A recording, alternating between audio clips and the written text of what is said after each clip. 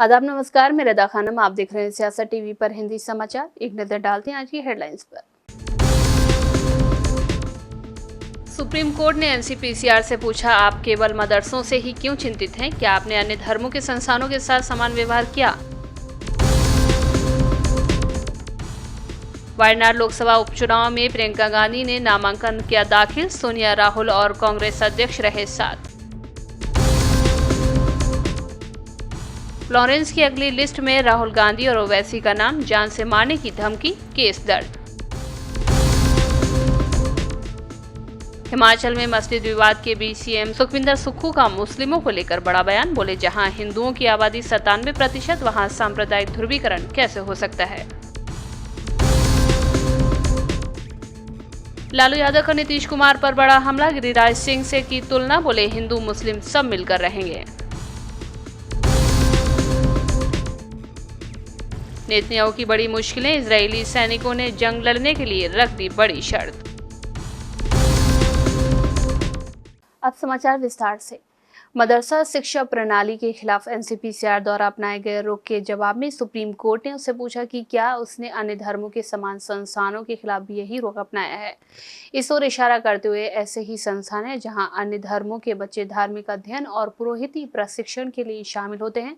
Court ने पूछा कि क्या एनसीपीसीआर केवल मदरसों से ही क्यों चिंतित है, और ये जानना चाहा कि क्या वो सभी समुदायों के समान व्यवहार करने में समान है। इलाहाबाद हाईकोर्ट के फैसले के खिलाफ अपीलों की श्रृंखला की सुनवाई कर रही थी, जिसमें उत्तर प्रदेश मदरसा शिक्षा बोर्ड अधिनियम 2004 को असंवैधानिक करार दिया गया था। वर्तमान मामले में हस्तक्षेप करते हुए एनसीपीसीआर ने मदरसा प्रणाली पर विभिन्न आपत्तियां उठाते हुए रिपोर्ट दायर की, जिसमें कहा गया कि मानक शिक्षा के अधिकार अधिनियम के अनुरूप नहीं है। बेंच ने पूछा कि क्या एनसीपीसीआर ने अन्य धर्मों के संस्थानों के खिलाफ भी ऐसा ही रुख अपनाया है, और क्या उसे पता है कि भारत भर में बच्चों को उनके संबंधित धर्मों के संस्थानों द्वारा धार्मिक शिक्षा दी जाती है। वकील ने कहा है कि एनसीपीसीआर का रुख ये है कि धार्मिक शिक्षा मुख्यधारा की शिक्षा का विकल्प नहीं होना चाहिए। हालांकि सुप्रीम कोर्ट ने सवाल किया है, हमें बताइए कि क्या एनसीपीसीआर ने सभी समुदायों के निर्देश जारी किए हैं कि वो अपने बच्चों को किसी भी मठ, पाठशाला आदि में न भेजें। सुप्रीम कोर्ट ने एनसीपीसीआर से ये भी पूछा है कि क्या उसने ये निर्देश जारी किया है कि जब बच्चों को इन संस्थानों में भेजा जाए तो उन्हें विज्ञान और गणित अवश्य पढ़ाया जाना चाहिए। कोर्ट ने पूछा है कि आप केवल मदरसों को लेकर ही चिंतित क्यों हैं? हम जानना चाहते हैं कि क्या आपने अन्य संस्थानों के साथ भी ऐसा ही किया है? क्या एनसीपीसीआर ने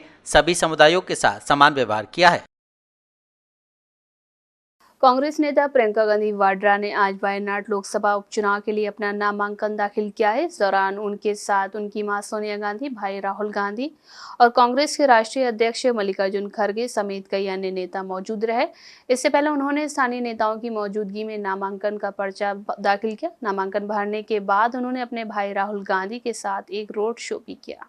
आदरणीय साथियों, देश की राजनीति में एक नया अध्याय प्रारंभ हो रहा है, जब प्रियंका गांधी जी वायनाड से उस सीट से चुनाव लड़ रही हैं जिन्होंने राहुल गांधी जी को चुनकर भेजा था, जिन्होंने बुरे समय में भी कांग्रेस का साथ दिया। उस चुनाव क्षेत्र में आज प्रियंका जी चुनाव लड़ने जा रही है। वे एक ऐसी शख्सियत है जिन्होंने महिलाओं के लिए और महिलाओं के आदर्शों के लिए, जब वो महामंत्री थी उत्तर प्रदेश की, उस समय उन्होंने मैं बेटी हूं, लड़ सकती हूं का अध्याय शुरू किया था, और बहुत बड़ी तादाद में उत्तर प्रदेश की महिलाओं ने और लड़कियों ने हमारी सभाओं में आकर उनका समर्थन किया था। मुझे विश्वास है कि यदि वहां से वे, जैसे कि निश्चित हम तो हैं पूरी तरीके से कि वायनाड की हमारे मतदाता भाई बहन पूरे बहुमत से, अच्छे बड़े बहुमत से वे।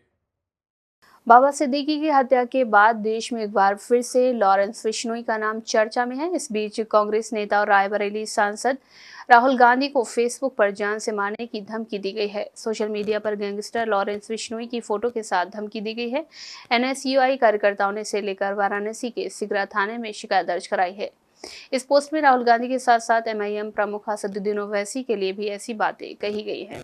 वहीं एनएसयूआई से पूर्वी उत्तर प्रदेश के अध्यक्ष ऋषभ पांडे ने बताया कि बुद्धादित्य मोहंती नामक एक यूजर ने सोशल मीडिया पर विपक्ष के नेता राहुल गांधी को लेकर एक पोस्ट किया है, जिसमें उन्हें जान से मारने की धमकी दी गई। इसके साथ ही पोस्ट में लॉरेंस बिश्नोई के फोटो के साथ साथ उसका महिमा मंडल किया गया है। एनएसयूआई ने कहा है कि राहुल गांधी हर वर्ग के लोगों को साथ लेकर चल रहे हैं, संविधान की रक्षा की बात कर रहे हैं और इस स्थिति में वो देश की सबसे बड़ी उम्मीद है। हम उनके खिलाफ ऐसी सोच को कभी बर्दाश्त नहीं करेंगे। हमारी मांग है कि इस आपराधिक सोच वाली मानसिकता के व्यक्ति पर जल्द एफआईआर दर्ज की जाए। कांग्रेस नेता राहुल गांधी को लेकर किए गए इस पोस्ट में लॉरेंस बिश्नोई का भी जिक्र है। हालांकि ये भी माना जा रहा है कि किसी शरारती तत्व ने चर्चा में बने रहने के लिए राजनेताओं को लेकर ऐसा पोस्ट किया है। फिलहाल इस मामले में एनएसयूआई कार्यकर्ताओं की ओर से नाराजगी जताई गई है।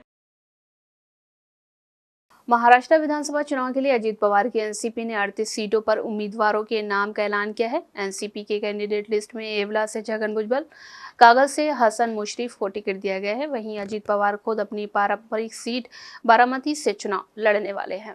इसके अलावा कोपरगांव से आशुतोष काले, अकोले से किरण लामटे, बसमत से चंद्रकांत उर्फ राजू नवघरे, चिपलूर से शिखर निकम और मावल से सुनील शेलके को टिकट दिया गया। वहीं अबेगांव से दिलीप वासले पाटिल, परली से धनंजय मुंडे, दिंडोरी से नरहरि झिरवाल चुनावी मैदान में है। वहीं अगर बात करें अहरी विधानसभा सीट से धर्मराव बाबा श्याम, श्रीवर्धन से आदित्य तटकरे, अमलनेर से अनिल भाईदास पाटिल, उदयगीर से संजय बंसोडे, वहीं अर्जुनी मोरगांव से राजकुमार बडोले, लगा से प्रकाश दादा सोलंके, वाई से मरकंड पाटिल, सिन्नर से मणिक राव कोकाटे, खेड़ अलंदी से दिलीप मोहिते, अहमदनगर शहर से संग्राम जगताप, इंद्रापुर से दत्तात्रेय भरडे, अहमदपुर से बाबा साहेब पाटिल, शाहपुर से दौलत दरोड़ा, पिपरी से अड़प्पा बंसोडे और कलवड़ से नितिन पवार को एनसीपी ने उम्मीदवार बनाया है। जन्नूर सीट से अतुल बेनके, मोहोल से यशवंत विट्ठल पाने, हड़पसर से चेतन तुपे, देवलील से सरोज आहिरे, चंदगढ़ से राजेश पाटिल, इतपुरी से हिमराल खोसकर, तुमसर से राजू कारेमोरे, पुसद से इंद्रनील नाइक, अमरावती शहर से सुलभा खोड़के, नवापुर से भरत गावित, पाथरी से निर्मला उत्तमराव विटेकर और मुंबरा कलवा से नजीब मुल्ला को टिकट दिया गया है।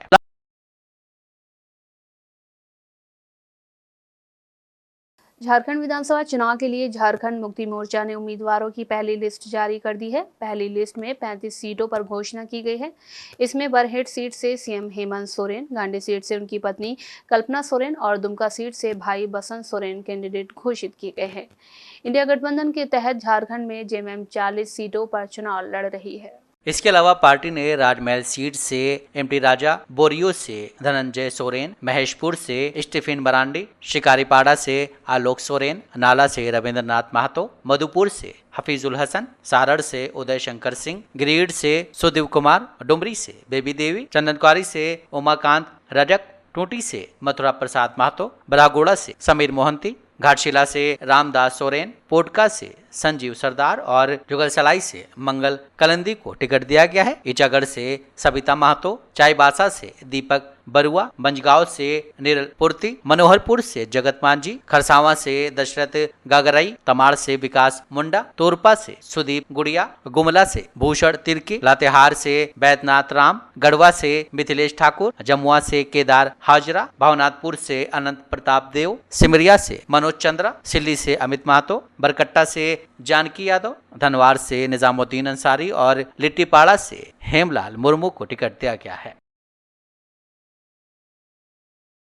जम्मू कश्मीर के ट्रांसपोर्ट विभाग ने नवनिर्वाचित विधायकों के लिए सरकारी गाड़ी खरीदने के लिए करीब 15 करोड़ रुपए का आवंटन किया है। इन रुपयों में 90 विधायकों के लिए महिंद्रा स्कॉर्पियो खरीदी जाएगी। ट्रांसपोर्ट विभाग के सचिव नीरज कुमार की तरफ से जारी आदेश में कहा गया है कि 14.85 करोड़ रुपए की रकम स्टेट मोटर गैराज के खाते से निकाली जाएगी। दरअसल नवनिर्वाचित विधायकों के लिए ये स्कॉर्पियो ई ट्रेडिंग प्रक्रिया के तहत खरीदी जाएंगी, जिसे गवर्नमेंट की ई मार्केट प्लेस प्लेटफॉर्म पर जारी किया जाएगा। इस आदेश में डायरेक्टर मोटर गैराज को ये भी कहा गया है कि वो खुद इस बात की निगरानी करें कि ये पैसा गाड़ियों के खरीद में ही खर्च हो। साथ ही आपको बता दें कि इस बार जम्मू कश्मीर में नवनिर्वाचित 90 विधायकों में से 76 करोड़पति हैं। एसोसिएशन ऑफ डेमोक्रेटिक रिफॉर्म की रिपोर्ट के मुताबिक 27 विधायक 1 से 5 करोड़ रुपए के दायरे में आते हैं, जबकि 14 विधायकों की संपत्ति 1 करोड़ करोड़ रुपए से कम है। वहीं प्रदेश कांग्रेस के अध्यक्ष तारिक हमीद कर्रा और बीजेपी नेता देवेंद्र सिंह राणा 100 करोड़ रुपए से अधिक की संपत्ति वाले सबसे अमीर विधायकों में शामिल हैं। सेंट्रल शाल्टेंग सीट से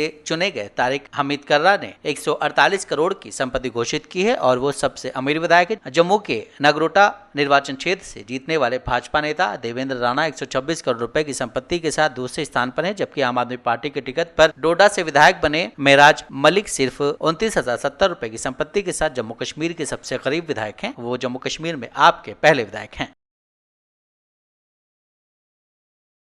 विधानसभा चुनाव को लेकर सत्तारूढ़ गठबंधन महायुति और विपक्षी एमवीए में सीट शेयरिंग को लेकर माथापच्ची जारी है। इस बीच सूत्रों ने बताया कि जल्द ही दोनों ही खेमा फाइनल फॉर्मूला सार्वजनिक करेगा। सूत्रों ने बताया कि महाविकास आघाड़ी आज सीट शेयरिंग फॉर्मूला जारी करेगा। इससे पहले उद्धव ठाकरे की शिवसेना यूबीटी ने एमवीए में 100 सीटों पर लड़ने का दावा किया है। महाविकास आघाड़ी का सीट शेयरिंग का कोई फॉर्मूला नहीं है। महाविकास आघाड़ी की जो लिस्ट है वो इसलिए डेट होगी कि हम सत्ता बनाने जा रहे हैं, हम सत्ता पर कब्जा करने जा रहे हैं। बाकी लोग तो अपोजिशन में बैठने वाले हैं खिचड़ी पकाकर। हम सत्ता में बैठेंगे तो हमें बहुत सोच समझकर हमारा उम्मीदवारों का और चुनाव क्षेत्र का चयन करना पड़ रहा है। इसमें आज 4 बजे तक हमारी पूरी लिस्ट जारी हो जाएगी। काम कल रात को लगभग पूरा हो गया है और हमारे में कोई मतभेद नहीं है, कोई भेद नहीं है, कोई मनभेद नहीं है। सब कुछ ठीक ठाक हो रहा है। देश हमेशा ये चाहता है कि शिवसेना सेंचुरी पार करे, सेंचुरी लगाए, और हमारे में सेंचुरी लगाने का दम है। अब लगाएंगे। मुंबई में क्रिकेट बहुत अच्छा खेला जाता है और देखा जाता है और सेंचुरी को बहुत महत्व है। कल साक्षी मलिक ने एक इंटरव्यू में बबीता फोगाट पर हमला बोला था। साक्षी मलिक ने अपनी किताब में खुलासा करते हुए बबीता फोगाट पर साजिश करने का आरोप लगाया था। उन्होंने कहा था कि बबीता भारतीय कुश्ती महासंघ की अध्यक्ष बनना चाहती थी, जिसके लिए उन्होंने ऐसा किया था। साक्षी मलिक के लगाए गए इल्जामों पर अब बबीता फोगाट ने पलटवार किया है। देखिए, ये कहना चाहूंगी, साक्षी मलिक बेबुनियाद आरोप लगा रही है और कल को ये भी कह सकती है कि नहीं, यौन शोषण के आरोप ही बबीता ने लगवाए, और उसके बाद फिर ये भी कह सकती है कि नहीं, शोषण ही बबीता फोगाट ने किया है। कितने उनके आरोपों, बेबुनियाद जो आरोप बार बार लगा रही है। साक्षी मलिक ये भी कह सकती है कि नहीं, गंगा में बहाने का मेडल, जो देश के मेडल थे, वो गंगा में बहाने का प्लान भी बबीता का था। प्रधानमंत्री के घर के बाहर जिस तरह से जो देश का सम्मान, जो सबसे बड़े अवार्ड जो थे, वो रखने का भी प्लान बबीता ने दिया था। तो साक्षी को स्पष्ट करना चाहिए और बताना चाहिए कि प्रियंका गांधी वहां पे खाना किसके लिए भेजती थी, और दूसरी बार परमिशन किसने दिलाई, वो भी तथ्य सबके सामने रखने चाहिए। भूपेंद्र हुड्डा वहां पे धरने के अंदर क्या कर रहे थे, और उनको बताना चाहिए स्पष्ट। हिमाचल प्रदेश के शिमला और मंडी के इलाके में पिछले दिनों मस्जिद को लेकर प्रदर्शन हुआ और हटाने की मांग की गई। ऐसे में सवाल उठा कि क्या हिमाचल प्रदेश में इससे सांप्रदायिक ध्रुवीकरण पैदा हो रहा है और ये कितना चिंताजनक है। मुख्यमंत्री सुखविंदर सिंह सुक्खू ने इसे पूरी तरह से खारिज करते हुए कहा कि एक राज्य जहां हिंदुओं की आबादी 97% है, वहां सांप्रदायिक ध्रुवीकरण कैसे हो सकता है। सुक्खू ने कहा, बीजेपी ने हरियाणा चुनाव से पहले सांप्रदायिक रंग देने की कोशिश की। प्रदर्शन में 4 से ज्यादा लोगों को हिरासत में लिया गया, लेकिन सोशल मीडिया और टीवी चैनल्स ने बढ़ा चढ़ाकर दिखाया। यह दावा किया कि 40,000 लोग मौजूद थे। सीएम ने आगे कहा है कि मामले के सकारात्मक पक्ष को देखना चाहिए। मुसलमानों ने खुद अवैध निर्माण को हटाने की पेशकश की। देश में ऐसा कोई और उदाहरण नहीं है। हिमाचल में मुस्लिम सौहार्दपूर्ण तरीके से रह रहे हैं। मेरी सरकार किसी को सामाजिक संरचना बिगाड़ने नहीं देगी। शिमला में बाहरी लोगों के वेरिफिकेशन के लिए हिमाचल सरकार मान गई है। ऐसे में क्या बाहर के लोगों के खिलाफ कोई भावना उभर रही है? इस सवाल पर सुखविंदर सिंह सुक्खू ने कहा कि शिमला के एक हिस्से में सड़कों पर भीड़ भाड़ है क्योंकि वेंडर्स बढ़ गए हैं। हमारा वेरिफिकेशन किसी को सांप्रदायिक पहचान नहीं दे रहा है, बल्कि इसका उद्देश्य एक विनियमित वेंडर जोन बनाना है। देश के किसी भी हिस्से से आए लोग यहाँ बिजनेस कर सकते हैं। उन्होंने कहा है कि हिमाचल में प्रवासियों का कोई विरोध नहीं है। यहाँ बाहरी व्यक्ति जमीन नहीं खरीद सकता है, इसलिए टेनेंसी लॉ के तहत इजाजत लेने की जरूरत होती है। दिल्ली एनसीआर में बढ़ रहे वायु प्रदूषण के मामले पर सुप्रीम कोर्ट में सुनवाई हुई। Justice Abhay S Oka, justice Ahsanuddin Amanullah और जस्टिस ऑगस्टिन जॉर्ज मसी की बेंच मामले में सुनवाई करी। सुप्रीम कोर्ट ने CAQM से पूछा कि क्या आपने क्या एक्शन लिया है। जस्टिस अभय ओक ने कहा कि केंद्र सरकार ने सिस्टम नहीं बनाया, पर्यावरण संरक्षण अधिनियम शक्तिहीन हो चुका है। धारा 15 में संशोधन करके दंड की जगह जुर्माना लगा दिया है और जुर्माना लगाने की प्रक्रिया का पालन नहीं किया जा सकता। से कई गुना ज्यादा धान की उपज जो है और खेती पंजाब के अंदर होती है, लेकिन जब हमारी सरकार बनी, केंद्र सरकार का ही आंकड़ा है कि जब हमारी सरकार बनी 2022 में 1 अक्टूबर से 22 अक्टूबर तक पंजाब में पराली जलने की घटनाएं लगभग 3,500 थी। इस साल 1 अक्टूबर से 22 अक्टूबर तक का जो आंकड़ा है वो 1,400 के लगभग है। वहीं उत्तर प्रदेश और हरियाणा के अंदर जहां भाजपा की सरकारें हैं, वहां पर 2022 में लगभग 1,000 पराली जलने की घटनाएं थी, लेकिन भाजपा की सरकारें जहां पर हैं वहां पर 1,000 से ज्यादा घटनाएं इस साल हो गई। तो मेरा यह कहना है कि पंजाब में धान की बड़े पैमाने पर खेती होती है और उसके बावजूद हमारी सरकार बनने के बाद पराली की घटनाओं को हम नियंत्रित कर रहे हैं, बंद नहीं हुई हैं, लेकिन 3,500 से 1,400 पर ले आए और आगे भी हमारा प्रयास जारी है। मेरा केवल यह निवेदन है कि भारतीय जनता पार्टी के लीडर से, भारतीय जनता पार्टी की सरकारों से, कि ये जो गंदी राजनीति वो करते हैं ना, रोजाना बयानबाजी करते हैं, उसकी जगह जिसकी जो सरकार है वो अपना काम करे। सबके सहयोग से प्रदूषण कम होगा, उसके लिए हम प्रयास कर रहे हैं। वायनाड उपचुनाव पर भाजपा नेता सिद्धार्थनाथ सिंह ने कहा कि ये थोपा हुआ उपचुनाव है। पहले राहुल गांधी ने दोनों जगह की जनता को बेवकूफ बनाया, अब वायनाड में उपचुनाव हो रहा है तो ये थोपा हुआ उपचुनाव है। वहां की जनता तय करेगी कि लोकतंत्र में किसकी जीत होगी। देखिए, वहां पे बाई इलेक्शन हो रहा है, वो लड़ नहीं है, इसमें कोई आपत्ति नहीं है, किसी को लड़ना चाहिए, लोकतंत्र है। लेकिन ये जो इलेक्शन है वो ठोपा हुआ इलेक्शन है, बाई इलेक्शन। राहुल गांधी जी को पहले तो वायनाड से लड़े, वहां का जब चुनाव खत्म होता है तो अमेठी आके लड़ते हैं। कोई कहे कि ये गलत नहीं है तो ठीक है, प्रक्रिया के तहत वो सही है, लेकिन आपने वायनाड में ये नहीं कहा था कि मैं अमेठी से भी लड़ूंगा। तो पहले दोनों जगह की जनताओं को बेवकूफ बनाया आपने। अब वायनाड में बाई इलेक्शन हो रहा है क्योंकि आप अमेठी के बन गए और इसलिए अब वहां पे चुनाव ठोपा है। तो ये ठोपा हुआ चुनाव है और कुछ नहीं है, लड़नी है, लोकतंत्र है। वहां पे जो वोटर है वो निर्णय करेगा कि लोकतंत्र में किसकी जीत होती है। सर, उपचुनाव करीब है, ऐसे में देखिए, भारतीय जनता पार्टी उत्तर प्रदेश में 10 उपचुनाव है, अभी तो 9 पे हो रहे हैं, उसके लिए पूर्ण रूप से तैयार है और 9 की 9 सीटें भारतीय जनता पार्टी और उसके सहयोगी दल के साथ, उन लोगों के साथ मिलके हम लोग ये जीतने वाले हैं चुनाव। और सुपड़ा साफ होएगा समाजवादी पार्टी का और बीएसपी का।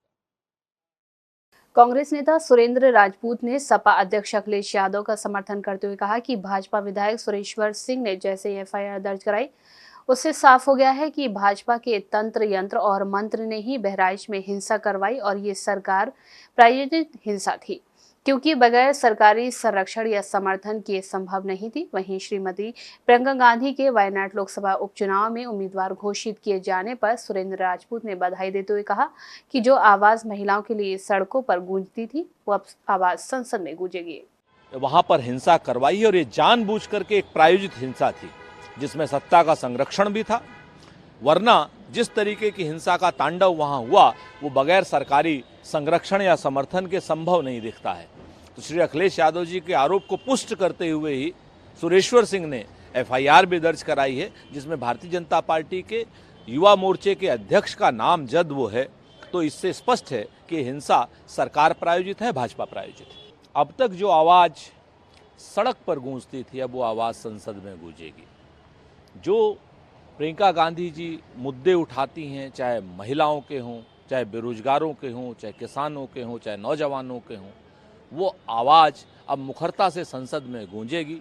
वायनाड की धरती धन्य है कि वो श्रीमती प्रियंका गांधी जी को संसद में चुन करके भेजेगी। श्रीमती प्रियंका गांधी जी को बहुत बहुत शुभकामनाएं। पूरा कांग्रेस उनकी जीत के प्रति आश्वस्त भी है और बहुत उत्साहित भी है। तो ये तो योगी आदित्यनाथ जी से पूछा जाना चाहिए। यूपी के लखनऊ स्थित समाजवादी पार्टी कार्यालय के बाहर बड़े बड़े पोस्टर लगाए गए हैं। इन पोस्टर्स में समाजवादी पार्टी के अध्यक्ष अखिलेश यादव नए अवतार में दिखाई दे रहे हैं। इन सभी पोस्टर्स में एक अनोखा पोस्टर है जो सबका ध्यान अपनी ओर आकर्षित कर रहा है और देश भर में चर्चा का विषय बना हुआ है।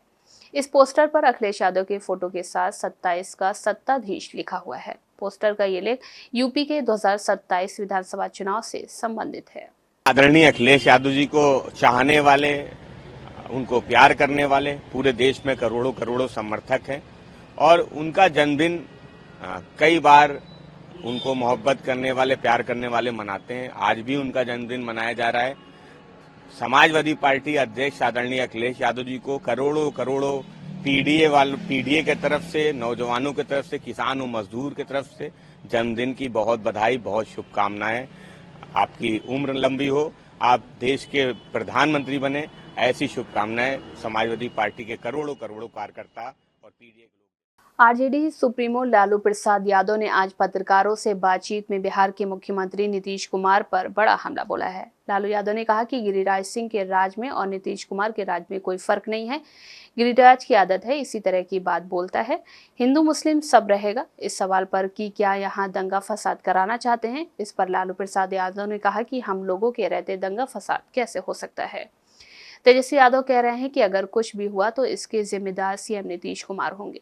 नीतीश कुमार जी के राज में आखिर बीजेपी के सांसद और गिरिराज सिंह इस तरीके से यात्रा कर रहे हैं लोग। तो नीतीश का राज और उसके राज में अंतर थोड़ी है जी। गिरिराज का है विश्वल है, इसी तरह का बात बोलते रहता है। तो बस में है हिंदू मुस्लिम सब रहेगा। क्या यहाँ दंगा फसाद कराना चाहते हैं लोग? दंगा फसाद कैसे करा देंगे हम लोग रहते सर। तेजस्वी जी कह रहे हैं कि नीतीश कुमार जिम्मेवार है जो कुछ भी अगर होगा बिहार में। ठीक है। मध्य प्रदेश की राजधानी भोपाल में एक काले हिरण का शव बरामद हुआ है। इस मामले में अब डिविजनल फॉरेस्ट ऑफिसर एक्शन में नजर आ रहे हैं। भोपाल के डीएफओ लोकप्रिय भारती ने बताया कि बरखेड़ा सलाम गांव के पास एक खेत में एक काला हिरण मृत अवस्था में पाया गया है। शव को पोस्टमार्टम के लिए भेज दिया गया है। बॉडी पर चोट के निशान हैं। अब विभाग मामले की जांच करेगा। कृष्ण मृग जो बोलते हैं इसको, ब्लैक बक है ना, और ये जो है निजी भूमि पर बरखेड़ा सालम गांव के पास एक कृषक के खेत के पास मिला हुआ है। वन क्षेत्र नहीं था, वो निजी भूमि थी और सबका हमने अपने उसमें लेते हुए उसके पोस्टमार्टम के लिए उसे जिला चिकित्सालय भेजा है। सर उसमें क्या बुलेट के निशान हैं? बुलेट का एग्जैक्ट अभी नहीं बता पाऊंगा मैं, पोस्टमार्टम की रिपोर्ट में एग्जैक्ट क्लियर हो जाएगा। चोटें हैं? चोट है, थोड़ी चोटें हैं उसके शरीर में, 2 से 3 घाव है। तो अभी पोस्टमार्टम चल रहा है? हाँ, पोस्टमार्टम चलेगा। उसके बाद पोस्टमार्टम की रिपोर्ट मिलने के बाद उसको जो है वाइल्ड लाइफ के जो दिशा निर्देश हैं उसके अनुसार उसका अंतिम संस्कार भी किया जाएगा। काफी सेंसिटिव एनिमल है, इसको मतलब प्रोटेक्शन भी इसके लिए? हाँ, प्रोटेक्शन बहुत इम्पोर्टेंट है इसके लिए। शेड्यूल 1 का एनिमल है ना, और काला हिरण जिसको कहते हैं। सर अमूमन इस तरह के शिकार जो होते हैं उसके बारे में जानकारी देंगे, क्यों किए जाते हैं या फिर क्या वजह रहती है? शिकार के लिए मैंने वही बताया पहले आपको, जैसे कि कृष्ण मृग है, उसके सींग जो होते हैं इसकी तस्करी के लिए उसको मारा जाता है जनरली। और इसके अलावा जो है गेम एनिमल के रूप में पहले इसको मारते थे। आजकल तो बहुत वाइल्ड लाइफ प्रोटेक्शन एक्ट के तहत इसको पूरी तरह से प्रतिबंधित है। इजराइल का हमास पर हमला खत्म नहीं हो रहा है और खत्म नहीं हो रहा है इजराइल का गाजा पर आक्रमण। यहाँ तबाही का मंजर भयावह है और उसे संभालने हुए अब 50 साल लग जाएंगे। ऐसे में गाजा में जो इजरायली सैनिक हौसले की इबारत लिख रहे हैं और अपने देश और देशवासियों के लिए युद्ध लड़ते जा रहे हैं, उनका भी धैर्य अब जवाब देने लगा है। धीरे धीरे इजराइल में अपनों के लिए आवाज तेज होती जा रही है और साथ ही तेज होती जा रही है अपने से मिलने की तमन्ना। बंधक बनाए गए परिजनों को देखने की इच्छा के चलते अब कई इजरायली सैनिकों ने सरकार के सामने अपनी मांग रख दी है। एक खबर के मुताबिक सैनिकों ने मांग की है कि सरकार जल्द से जल्द इजरायली लोगों की रिहाई के लिए समझौता करे। इस संबंध में इजराइल में एक मुहिम चलाई जा रही। इस मुहिम के तहत एक सार्वजनिक ज्ञापन तैयार किया गया। इस ज्ञापन साइन करने के लिए सैनिकों को आमंत्रित किया गया है। अब इस मुहिम के धीरे धीरे कई सैनिक जुड़ते जा रहे हैं। अब तक 150 से ज्यादा सैनिक इस मुहिम का हिस्सा बन चुके हैं। इन सैनिकों का कहना है कि यदि बंधकों की रिहाई के लिए डील नहीं की जाती है तो ये लोग लड़ाई करने से इनकार कर देंगे। इन सैनिकों में कुछ महिला सैनिक भी शामिल हैं। इनमें से कुछ लोगों का कहना है कि इस साइन के साथ ही उनका कार्यकाल एक सैनिक के रूप में समाप्त हो जाएगा। कुछ सैनिकों ने साइन कर ये कहा है कि ये सरकार के लिए चेतावनी है कि वो बंधकों की रिहाई के लिए डील करे। ये ज्ञापन देश के प्रधानमंत्री बेंजामिन नेतन्याहू, रक्षा मंत्री, सेना प्रमुख और सरकार के कुछ सदस्यों को लिखा गया है। इसमें स्पष्ट मांग की गई है कि युद्ध को समाप्त किया जाए। इसमें कहा गया है कि हम रिजर्व, एक्टिव सैनिक, अधिकारी और ये घोषणा करते हैं कि हम ऐसे लगातार युद्ध नहीं कर सकते। गाजा में जारी युद्ध हमारे बंधक बनाए गए भाई और बहनों के लिए मौत बन रहा है, सरकार के लिए। लेकिन इन लोगों का कहना है कि ये तारीख करीब आ रही है। ज्ञापन में लिखा गया है कि हम जो भी अभी तक देश के सेवा में अपनी जान की परवाह किए बिना पूरी ईमानदारी से लगे हुए हैं, सरकार से ये कहना चाहते हैं कि यदि सरकार ने अपना रुख नहीं बदला और बंधकों की रिहाई के लिए डील पर काम शुरू नहीं किया तो हम बतौर सैनिक सेवा नहीं दे पाएंगे। हम में से कई लोगों के लिए ये तारीख बीत चुकी है, कुछ के लिए तारीख नजदीक आ रही है। बांग्लादेश में प्रदर्शनकारियों का दौर थम नहीं रहा है। शेख हसीना के इस्तीफे और उनके बांग्लादेश छोड़ जाने के बाद भी कल देर रात छात्र प्रदर्शनकारियों ने राष्ट्रपति भवन बंग भवन को घेर कर नारेबाजी के साथ ही राष्ट्रपति मोहम्मद शहाबुद्दीन के इस्तीफे की मांग की। बता दें कि प्रदर्शनकारियों ने बंगा भवन के बाहर मोर्चा संभाली और राष्ट्रपति के इस्तीफे की मांग करते हुए नारे लगाने शुरू कर दिए, जिसके बाद सेना ने बैरिकेड लगाकर प्रदर्शनकारियों को रोक दिया। साथ ही आपको बता दें कि राष्ट्रपति का विरोध उनके दिए बयान के चलते हो रहा है। साथ ही आपको ये भी बता दें कि हाल ही में बांग्लादेश के राष्ट्रपति मोहम्मद शहाबुद्दीन ने कहा था कि उनके पास शेख हसीना ने प्रधानमंत्री पद से इस्तीफा देने से संबंधित कोई भी दस्तावेज नहीं है, जिससे ये साबित हो कि 5 अगस्त को बांग्लादेश छोड़ने से पहले शेख हसीना ने पीएम पद से इस्तीफा दिया था। राष्ट्रपति के इस बयान से बांग्लादेश में ये बहस छिड़ गई है कि क्या संवैधानिक रूप से शेख हसीना अभी भी बांग्लादेश के प्रधानमंत्री हैं। इसी के चलते लोग प्रदर्शन कर इस्तीफे की मांग कर रहे हैं। साथ ही बांग्लादेश में मंगलवार देर रात राजधानी ढाका में राष्ट्रपति भवन के सामने हिंसक प्रदर्शन हुआ। हजारों की संख्या में राष्ट्रपति भवन के सामने छात्र इकट्ठा हो गए और जमकर नारेबाजी की। प्रदर्शनकारियों ने पुलिस बैरिकेडिंग हटाने के प्रयास भी किए। जवाब में पुलिस ने लाठीचार्ज कर स्टूडेंट को खदेड़ दिया। उग्र भीड़ देखते हुए पुलिस ने आंसू गैस के गोले भी दागे। पुलिस लाठीचार्ज में कुछ छात्र घायल हो गए, जिनका अस्पताल में इलाज चल रहा है। एक निजी समाचार चैनल ने रिपोर्ट के हवाले से इसकी जानकारी दी है कि इस वजह से प्रदर्शन में काफी लोग घायल भी हुए हैं।